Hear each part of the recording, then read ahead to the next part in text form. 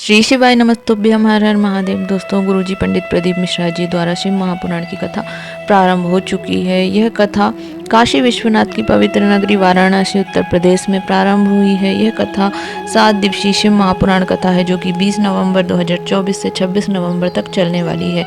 कथा का समय दोपहर 1 बजे से 4 बजे तक होने वाला है। कथा का लाभ आप YouTube चैनल और आस्था चैनल के माध्यम से ले सकते हैं।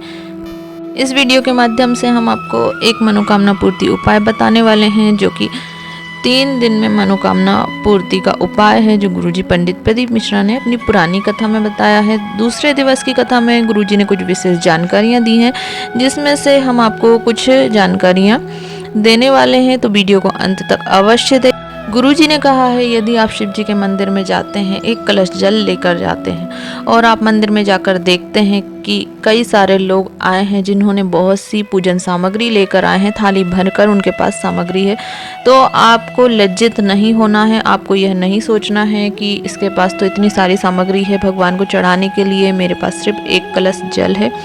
आपके पास जो भी सामग्री उस समय रहती हैं, आप वही शिव जी को समर्पित करें। यदि आपके पास कुछ नहीं भी है तो आप सिर्फ मंदिर में 3 बार ताली बजाकर आ सकते हैं, या फिर शिव जी के दर्शन करके आ सकते हैं, या फिर आप 3 उंगली ही शिवलिंग पर लगा देते हैं तो शिव जी इससे प्रसन्न हो जाते हैं।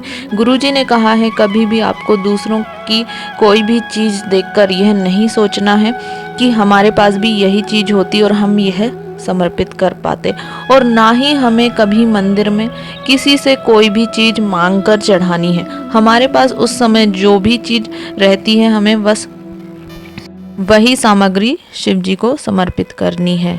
दूसरे दिवस की कथा में गुरुजी ने एक और विशेष बात बताई है कि यदि आपके पास गाय का दूध है, भले वह 1 चम्मच ही क्यों ना हो, पर आपको शिव जी की शिवलिंग पर सिर्फ गाय का दूध ही समर्पित करना है। आपको और अन्य किसी भी दूध से शिव जी का अभिषेक नहीं करना है। ना शिवलिंग पर आपको कोई भी दूध पैकेट का या फिर कोई अन्य जो भी आपके पास रहता है उपलब्ध, वह दूध आपको समर्पित नहीं करना है शिवलिंग पर। गुरुजी ने कहा है, यदि हम केमिकल युक्त कोई दूध शिवलिंग पर समर्पित करते हैं तो धीरे धीरे जो शिवलिंग है वह छिन्न होने लगता है। इसलिए हमें केमिकल युक्त या पैकेट का कोई भी दूध जो हम दुकान से खरीदते हैं, हमें वह शिवलिंग पर नहीं चढ़ाना है, नहीं तो हमें दोष लगता है।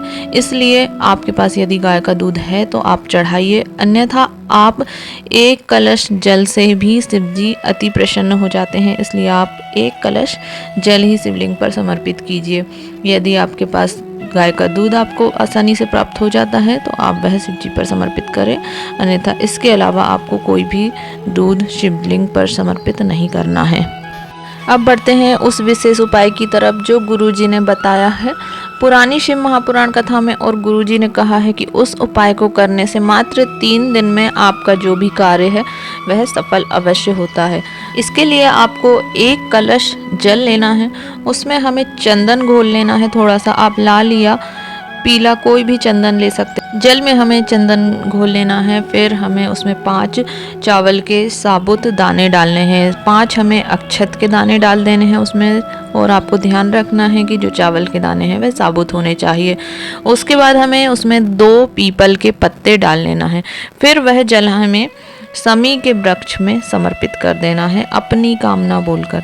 आपकी जो भी कामना है वह आप कामना बोल सकते हैं और आपको वह समर्पित कर देना है और अपने कार्य के लिए चले जाना है, तो आपका जो भी कार्य है वह सफल अवश्य होता है। और गुरुजी ने कहा है वह कार्य आपका 3 दिवस में ही सफल हो जाता है, या 3 दिन में ही आपकी जो भी कामना होती है वह सिद्ध हो जाती है।